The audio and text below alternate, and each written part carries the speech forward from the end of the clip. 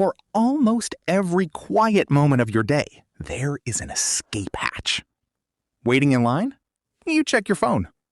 Riding an elevator? You check your phone. Sitting alone for 30 seconds?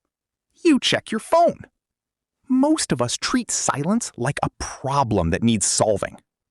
But what if silence was the reason human civilization exists in the first place? Because long before streaming platforms, books, music apps, or even written language, there were humans facing something we rarely experience anymore. Nothing. No notifications. No entertainment. No endless scroll. Just a fire, a dark sky, and hours of empty time. And according to a growing body of research, those empty hours may have changed the course of human history.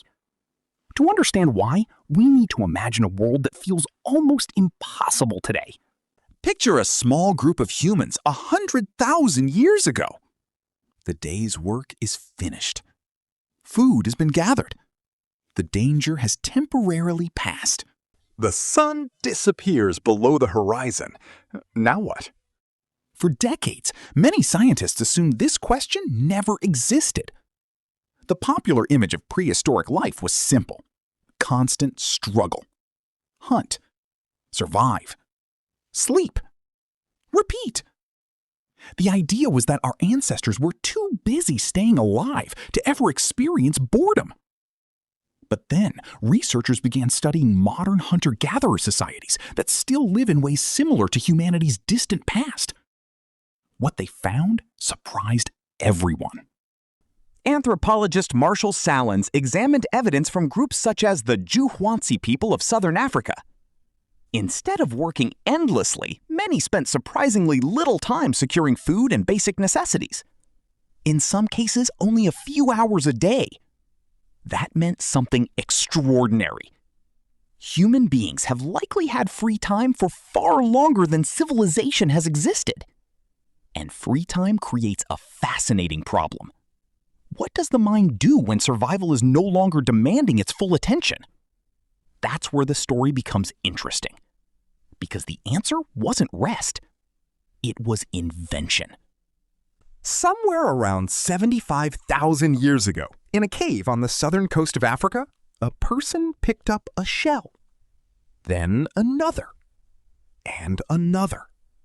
Carefully, patiently, they pierced holes through them. They covered them with red pigment. Then they strung them together. These objects weren't tools. They couldn't help catch animals. They couldn't build shelter. They couldn't make food. They were ornaments. Jewelry. One of the earliest known examples of symbolic human expression. Think about how remarkable that is. A person living in a world without cities, electricity, metal, or agriculture spent precious time creating something that served no practical survival purpose. Why? Most people assume necessity is the mother of invention. But many of humanity's greatest inventions weren't necessary. They were meaningful. And meaning often emerges when the mind has room to wander. But this wasn't the only strange thing happening. Tens of thousands of years later, another discovery appeared. Deep inside caves in what is now Germany, archaeologists uncovered ancient flutes carved from bird bones and mammoth ivory. These instruments are roughly 40,000 years old. Imagine hearing that sound for the first time. A haunting melody floating through the darkness. No one needed music to survive. Yet someone spent countless hours creating it anyway.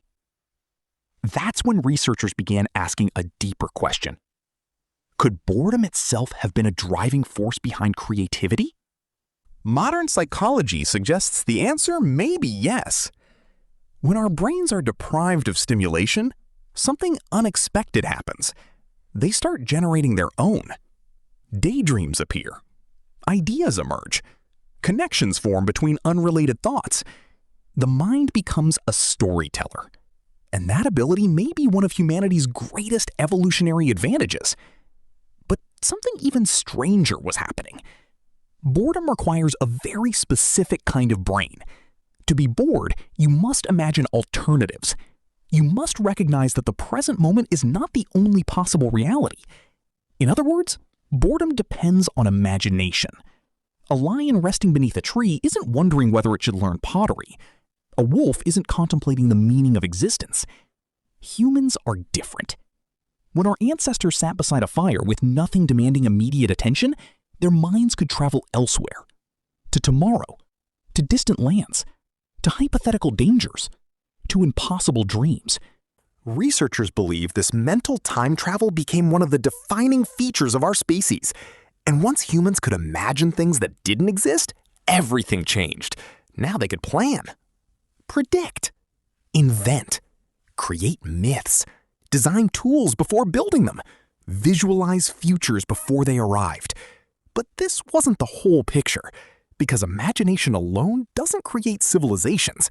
People do, and people need something powerful to hold groups together. Researchers eventually discovered that one of humanity's greatest innovations may have emerged during those quiet evenings around prehistoric campfires. Conversation. Not survival instructions, not hunting strategies, stories. Anthropologist Robin Dunbar spent years investigating human social behavior. His research revealed that a huge portion of human conversation revolves around social information. Who did what? Who can be trusted? What happened yesterday? What might happen tomorrow? At first glance, this sounds trivial, but it may have transformed our species. Before complex language evolved, our primate relatives bonded through grooming, one animal cleaning another. The problem is scale. Grooming works for small groups. Civilization does not. Language offered a solution. With words, one person could connect with many others simultaneously. Around a fire, entire communities could laugh together, share knowledge, and build trust. Stories became social glue. Legends became identity. Identity became culture. And culture became civilization. Most people think language evolved to coordinate hunts. Some researchers argue something far more surprising. Language flourished because humans enjoyed sharing stories. The urge to talk may have been just as important as the urge to survive. Then the story takes an unexpected turn. The same mental wandering that produced stories may also have produced religion. Imagine staring into a fire 50,000 years ago. The flames dance. The stars stretch endlessly overhead. The people you love eventually die. Storms arrive without warning. The world is full of mysteries. Questions naturally appear. Where did we come from? Why are we here? What happens after death? Who controls the sky? Those questions didn't emerge from laboratories. They emerged from imagination. And imagination often begins in moments when the mind is free. Some questions evolved into myths. Some evolved into religions. Others eventually evolved into science. Different paths. Same starting point. Curiosity. A curiosity born from minds that had enough freedom to wonder. Which brings us to the present. Because despite all our technology, our brains remain remarkably ancient. Modern neuroscience has identified a network inside the brain called the default mode network. It becomes active when we're not focused on a task, when we're staring out a window, taking a walk, lying awake at night, doing seemingly nothing. For years, scientists assumed this state represented inactivity. Now we know the opposite is true. The brain becomes incredibly busy during these moments. It reviews memories, builds connections, simulates future scenarios, develops creativity, strengthens self-awareness. Even empathy appears linked to this process. The mind uses quiet moments to understand itself. And that's exactly what many of us are eliminating. For most of human history, boredom was unavoidable. Today, it barely survives. Every pause can be filled instantly. Every moment of silence can be interrupted. Every spark of boredom can be drowned beneath endless stimulation. Yet researchers continue finding that creativity often emerges after periods of mental idleness, not despite boredom, because of it. Which means something fascinating may be happening every time you resist the urge to reach for your phone, Every time you sit quietly, every time your thoughts drift without direction, you're participating in one of humanity's oldest traditions.